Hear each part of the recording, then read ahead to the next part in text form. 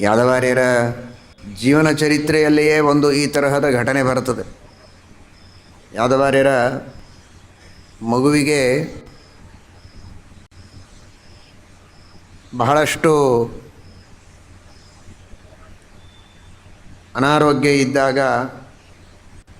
ಯಮದೂತರು ಕರೆದುಕೊಂಡು ಹೋಗಬೇಕು ಅಂತ ಬಂದರೆ ಕರೆದುಕೊಂಡು ಹೋಗೋದಕ್ಕಾಗ್ತಾ ಇಲ್ಲ ಅಂತ. ಯಾಕೆ ಅಂದರೆ ಇವರ ತಪಸ್ಸು. ಶ್ರೀನಿವಾಸ ತೀರ್ಥರ ಕಥೆಯಲ್ಲಿಯೂ ಹೇಳ್ತಾರೆ, ಇವರ ತಪಸ್ಸು, ಇವರ ಅದ್ಭುತವಾಗಿರುವಂತಹ ಯೋಗ್ಯತೆ, ಅವರ ವರ್ಚಸ್ಸು, ಇದರಿಂದ ಅವರಿಗೆ ಕರೆದುಕೊಂಡು ಹೋಗೋದಕ್ಕೆ ಆಗ್ತಾ ಇಲ್ಲ. ಅಂತಹ ಸಂದರ್ಭದಲ್ಲಿ ಯಾವಾಗ ಇವರು ಕೆಳಗಿಟ್ಟರೋ ಆಗ ಕರೆದುಕೊಂಡು ಹೋದರು ಅಂತ. ಭಗವಂತನ ಸಾಕ್ಷಾತ್ಕಾರ, ಪರಮಾತ್ಮನ ವಿಶೇಷವಾದ ಅನುಗ್ರಹವನ್ನು ಪಡೆದುಕೊಂಡ ಜ್ಞಾನಿಗಳಿಗೇನೆ ಹೀಗಿರಬೇಕಾದರೆ ಇನ್ನು ದೇವರು ಸ್ವಯಂ ಸನ್ನಿಹಿತನಾಗಿದ್ದರೆ ಎಂತಹ ಅದ್ಭುತವಾದ ಶಕ್ತಿ ಸುತ್ತಮುತ್ತಲೂ ಹರಡಿರುತ್ತೆ ಎನ್ನುವುದನ್ನು ನಾವು ಊಹೆ ಮಾಡಲಿಕ್ಕೆ ಸಾಧ್ಯ ಇಲ್ಲ. ಅದು ಅಚಿಂತ್ಯ, ಅದು ಅದ್ಭುತ. ಅಂತಹ ಶಕ್ತಿ ಪರಮಾತ್ಮನದು. ರಾಮದೇವರ ಸನ್ನಿಧಾನ, ಕೃಷ್ಣ ಪರಮಾತ್ಮನ ಸನ್ನಿಧಾನ, ನರಸಿಂಹದೇವರ ಸನ್ನಿಧಾನ, ಇಂತಹ ಪ್ರತ್ಯಕ್ಷ ಭಗವದ್ ರೂಪಗಳ ಸನ್ನಿಧಾನ ಸರಿ. ಆ ಪರಮಾತ್ಮನ ವಿಶೇಷ ಸನ್ನಿಧಾನದಿಂದ ಕೂಡಿದಂತಹ ಅಧಿಷ್ಠಾನಗಳು, ಪ್ರತಿಮೆಗಳು, ಅಂತಹ ಸನ್ನಿಧಾನದೊಳಗೂ ಆಪತ್ತುಗಳು ತಮ್ಮಷ್ಟಕ್ಕೆ ತಾವೇ ದೂರ ಆಗಿರ್ತವೆ, ಶಾಂತ ಆಗಿರ್ತವೆ. ನಮಗದು ಗೊತ್ತಾಗಿರೋದಿಲ್ಲ. ಯಾವುದೋ ಪ್ರಬಲ ಪ್ರಾರಬ್ಧದಿಂದ ಒಂದೋ ಎರಡೋ ಎದ್ದು ತೋರ್ತಾ ಇರ್ತದೆ. ಅದರ ಪರಿಹಾರಕ್ಕಾಗಿ ಒಂದು ಪ್ರಯತ್ನ ಏನೋ ಮಾಡಬೇಕಾಗತ್ತೆ.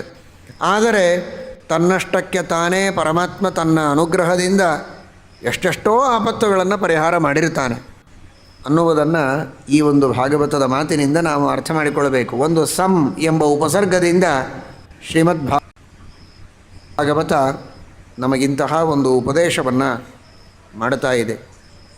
ಆ ಸಂದರ್ಭದಲ್ಲಿ ಪರಮಾತ್ಮ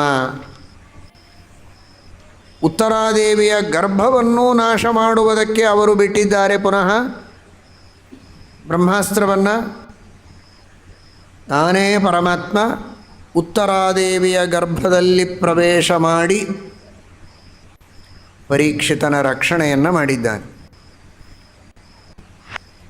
ಎಷ್ಟೋ ಜೀವಗಳು ಗರ್ಭದಲ್ಲಿಯೇ ಮೃತವಾಗಿ ಹೋಗ್ತವೆ. ಸ್ವಲ್ಪೇ ದಿನಗಳಲ್ಲಿ ಗರ್ಭಸ್ರಾವ, ಗರ್ಭಪಾತ ಇತ್ಯಾದಿಗಳೆಲ್ಲ ಆಗಿ ತಮ್ಮ ಜೀವನದ ಸಮಾಪ್ತಿಯನ್ನು ಮಾಡಿಕೊಳ್ಳುವ ಪ್ರಸಂಗ ಅನೇಕ ಜೀವರಿಗೆ ಬರ್ತದೆ. ಇಷ್ಟು ಜನ ಇಲ್ಲಿದ್ದೇವಲ್ಲ, ನಾವಿಲ್ಲಿದ್ದೇವೆ ಅಲ್ಲ, ಜಗತ್ತಿನಲ್ಲೇ ಎಲ್ಲ ಓಡಾಡ್ತಾ ಇದ್ದಾರಲ್ಲ, ಯಾರೆಲ್ಲ ಭೂಮಿಗೆ ಹುಟ್ಟಿ ಬಂದರೂ ಓಡಾಡಿಕೊಂಡಿದ್ದಾರೆ ಅವರು ಯಾರೂ ಆ ಸಾಲಿಗೆ ಸೇರಿದವರಲ್ಲ.